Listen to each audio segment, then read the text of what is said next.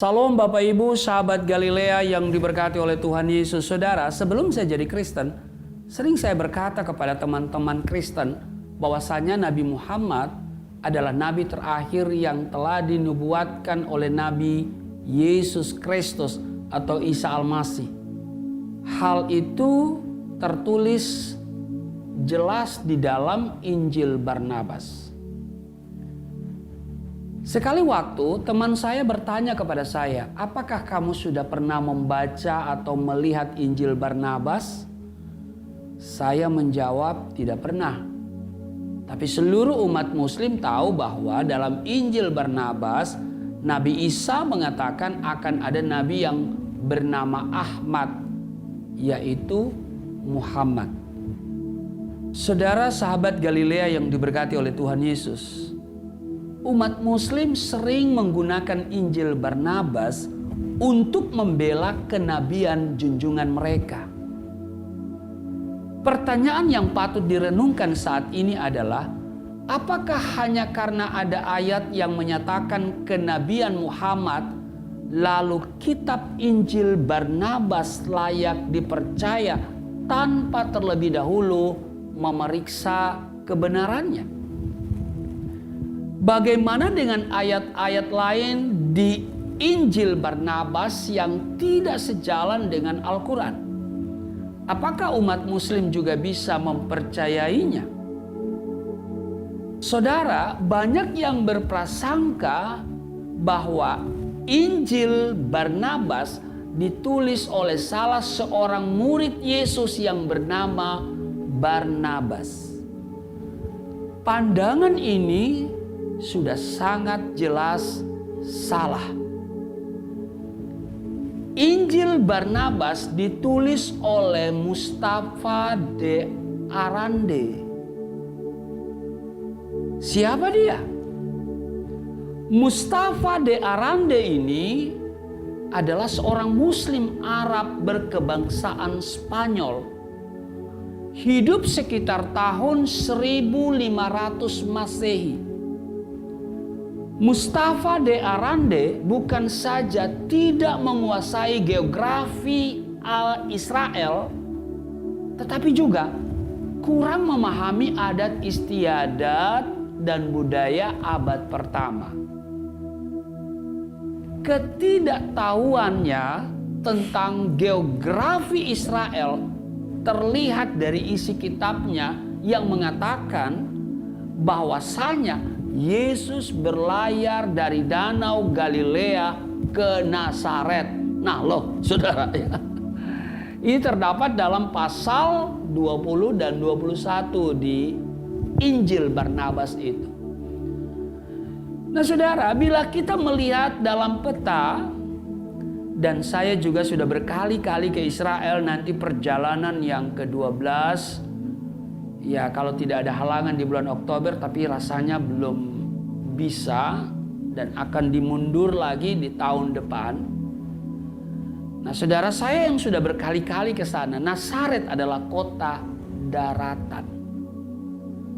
Letaknya 25 km dari Danau Galilea.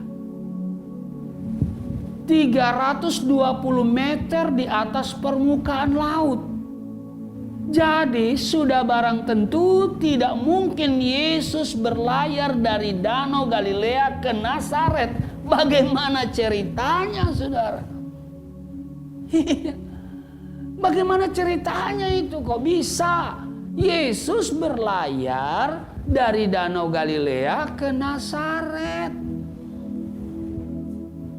Haleluya. Ya. Nah selain itu, penulis Injil Barnabas ini menuliskan bahwa Yesus lahir pada zaman pemerintahan Pontius Pilatus. Nah, Pontius Pilatus ini memerintah di tanah Palestina itu tahun 16 sampai 36 Masehi. Dan Alkitab menuliskan Pontius Pilatus berkuasa 20 tahun sesudah kelahiran Yesus. Selain tidak menguasai geografi Israel, Mustafa de Arande, pengarang Injil Barnabas ini, juga kurang memahami sejarah pada abad pertama. Injil Matius pasalnya yang kedua, di sana kita akan menemukan bahwa Yesus dilahirkan pada masa pemerintahan Raja Herodes. Karena Herodes meninggal pada tahun 4 sebelum Masehi. Kita mempunyai sebuah batasan waktu yang dapat dipergunakan. Selebihnya, setelah Yusuf dan Maria meninggalkan Bethlehem bersama Yesus, Herodes memerintahkan supaya semua anak laki-laki di bawah umur 2 tahun di daerah tersebut dibunuh. Ini mengindikasikan bahwa Yesus mungkin berumur 2 tahun sebelum kematian Herodes. Pengetahuan ini menempatkan tanggal kelahirannya di antara tahun 6 sampai 4 sebelum Masehi. Jadi diperkirakan Yesus itu lahir pada tahun 6 sampai 4 sebelum Masehi. Sebenarnya, andai saja umat Muslim mau membuka diri dan melihat keseluruhan isi dari Injil Barnabas ini, mereka akan menemukan cukup banyak kesalahan dalam kitab tersebut. Bukan hanya menurut perspektif ajaran Alkitab, tetapi juga Al-Quran. Beberapa kesalahan fatal dari Injil Barnabas yang kiranya ini membuka pikiran para pembaca atau mereka yang percaya Injil Barnabas agar berpikir ulang. Apakah ini kitab layak diimani? Apakah ini kitab benar-benar asli atau aspal? Yang pertama, saudara, Muhammad adalah Mesias. Dan Isa selalu menyangkal bahwa Isa bukan Mesias. Ini tercatat di dalam Injil Barnabas pasal 3, pasal 42, dan pasal 82. Nah, sepertinya penulis Injil Barnabas tidak tahu bahwa arti Mesias dan Kristus adalah sama, yaitu yang diurapi. Dalam kitabnya, Mustafa de Arande atau penulis Injil Barnabas ini menyebut bahwa Yesus dengan sebutan Yesus Kristus. Tetapi di beberapa ayat dia mengatakan bahwa Mesias adalah Muhammad, bukan Yesus. Jadi ini lucu, saudara ya. Jadi di beberapa bagian dia menulis Yesus Kristus. Padahal Kristus itu sama dengan Mesias, yang artinya yang diurapi. Tetapi dia mengatakan bahwa Mesias itu adalah Muhammad dan bukan Yesus.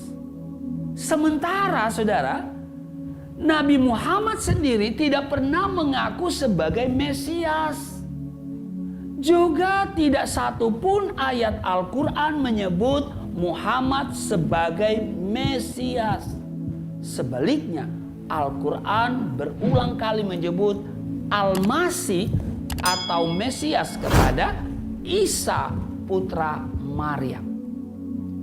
Umat Muslim perlu bertanya pada diri sendiri, apakah Al-Quran benar atau Mustafa de Arande, pengarang Injil Barnabas, yang benar? Nah, saudara ya, harus umat Islam bertanya ini, ya, mana yang benar, Al-Quran atau Injil Barnabas yang ditulis oleh Mustafa de Arande? Yang kedua, Mustafa de Arande juga mengatakan pada masa itu penyimpanan anggur menggunakan tong kayu atau barel. Faktanya pada abad ke-1 Masehi orang menyimpan anggur di kantong kulit. Tong kayu atau barel baru dibuat setelah abad ke-4. Hal ini membuktikan bahwa penulis Injil Barnabas tidak mengerti arkeologi abad pertama. Itu yang kedua. Yang ketiga, penulis menggunakan mata uang dan penukaran yang salah. Menurutnya, 1 keping emas sama dengan 60 keping perunggu.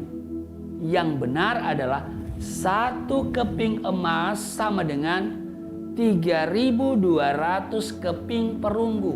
Atau 1 keping perak sama dengan 128 keping perunggu. Itu yang ketiga. Yang keempat, di pasal 119 Injil Barnabas ditulis begini. Yesus berkata bahwa gula dan emas diperjualbelikan. Padahal di abad pertama madu adalah bahan pemanis utama. Gula baru dipakai sebagai alat pemanis dan diperdagangkan itu di abad ke-6. Saudara, pada tanggal 23 Februari 2012, banyak berita media massa yang mengatakan ditemukan Injil berumur 1.500 tahun di Turki. Dalam Injil tersebut, Yesus memprediksi kedatangan Nabi Muhammad. Berita ini diawali oleh tulisan di media massa Turki yang menyatakan bahwa Menteri Kebudayaan Turki Ertugrul Günay menyatakan hal yang sama. Tetapi sehari setelah berita itu keluar, hanya dengan melihat foto-foto yang ada di media massa tersebut, para ahli bahasa dan arkeologi langsung melihat beberapa keanehan. Yaitu yang pertama, kitab itu ditulis dengan bahasa Syria modern, bukan bahasa Aramik kuno. Ini adalah dua bahasa yang sangat berbeda. Bahasa Syria modern distandarisasi di tahun 1840, bukan 1.500 tahun yang lalu. Yang kedua, beberapa kata langsung terlihat memiliki kesalahan ejaan, dan ada beberapa kata yang menggambarkan zaman yang lumayan modern. Yang ketiga, dan yang paling penting, ada tulisan yang berarti ditulis pada tahun 1.500 tahun Masehi. Dan di bagian bawah buku itu, dan diperkirakan bahwa Injil Barnabas ini ditulis sekitar tahun 1585. Dengan berpatokan pada bukti-bukti tersebut, para ahli arkeologi menyatakan Injil Barnabas palsu. Pada tanggal 28 Februari 2012, 1 minggu setelah pernyataannya, Menteri Kebudayaan Turki menarik kembali statementnya mengenai kitab ini, lalu mengeluarkan kitab tersebut dari Museum Ankara. Nah, dari berbagai bukti yang sudah disampaikan tadi, sangat jelas Injil Barnabas palsu. Injil yang sesungguhnya bukan saja berbicara tentang pribadi Yesus. Lebih daripada itu, ia berbicara tentang apa yang dilakukan Yesus Kristus bagi manusia. Yesus Kristus adalah kalimat atau firman Allah yang menjelma menjadi manusia, datang untuk memberikan nyawanya sebagai korban tebusan bagi banyak orang. Di dalam Injil Markus pasalnya yang ke-10, pada ayatnya yang ke-45, Markus pasal 10 ayat 45 dikatakan begini, saudara. Karena anak manusia juga datang bukan untuk dilayani, melainkan untuk melayani dan untuk memberikan nyawanya menjadi tebusan bagi banyak orang. Saudara, kedatangan, kematian, dan kebangkitan Yesus telah dinubuatkan sebelum dia lahir. Lebih dari 700 tahun sebelumnya, seorang nabi yang bernama Yesaya telah menubuatkan hal itu. Kalau saudara baca di dalam Yesaya pasal 52 sampai 53. Dan kitab suci Injil telah menggenapinya. Amin. Maka Injil asli adalah Injil yang menyatakan bahwa Yesus Kristus telah mati, dikuburkan, dan dibangkitkan pada hari yang ketiga untuk menebus manusia dari perbudakan dosa. Maka setiap kitab yang tidak menceritakan kabar baik ini, yaitu kematian dan kebangkitan Kristus, dapat dikatakan bukan Injil Allah. Maka Injil Barnabas itu adalah Injil aspal, asli tapi palsu. Tuhan Yesus memberkati. Mari kita berdoa. Terima kasih kami memiliki Alkitab yang sangat luar biasa dan tidak pernah kami ragukan. Walaupun ada banyak orang meragukan dan berkata Alkitab yang ada sudah dipalsukan, tetapi sesungguhnya Injil Barnabas adalah Injil palsu.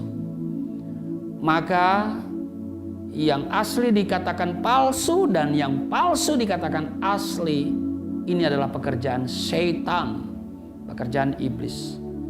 Maka biarlah kami diberikan pencerahan hari ini supaya Roh Kudus akan terus membawa kami kepada pemahaman mengenai iman Kristen dan pengetahuan yang benar akan Tuhan Yesus Kristus.